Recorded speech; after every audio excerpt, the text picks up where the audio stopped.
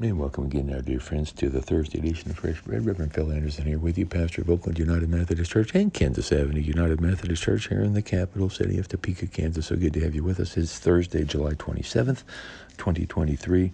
Hey, we're looking at the book of First Peter, and we did start out with the first three verses of chapter 1 the other day, but we're now looking at the background of this book, which is so important just to get an idea. So if you were with us yesterday, you heard some of the background that this is a book that we believe was written by the Apostle Peter sometime in the era of AD 60 to 64. So let's continue. This letter was explicitly ascribed to Peter by that group of church fathers whose testimonies appear in the attestation of so many of the genuine New Testament writings, namely Irenaeus, Tertullian, Clement of Alexandria, and Origen. It is thus clear that Peter's authorship of the book is very strongly supported. And nevertheless, some claim that the idiomatic Greek of this letter is beyond Peter's competence. But in his time, Aramaic, Hebrew, and Greek were used in the Holy Land, and he may well have been acquainted with more than one language.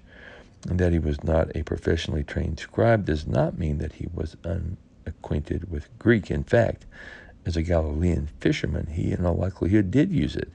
Even if he had not known it in the earliest days of the church, he may have acquired it as an important aid to his apostolic ministry in the decades that intervened between that time and the writing of First Peter.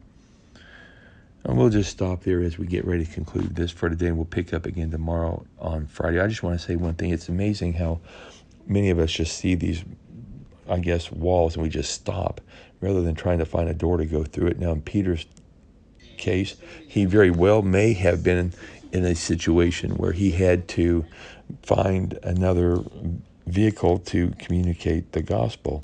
And if that were the case indeed, then he would have been using Greek. And he had to learn Greek. Would any of us choose to learn, maybe let's just say Spanish, for instance, even if we have kind of gone past that stage where we really want to take on a whole lot of new skills and learning? And I would say it's just an example that we are never completely done, and God's got a lot for us to do. And it's going to take effort for us to do what he wants us to do.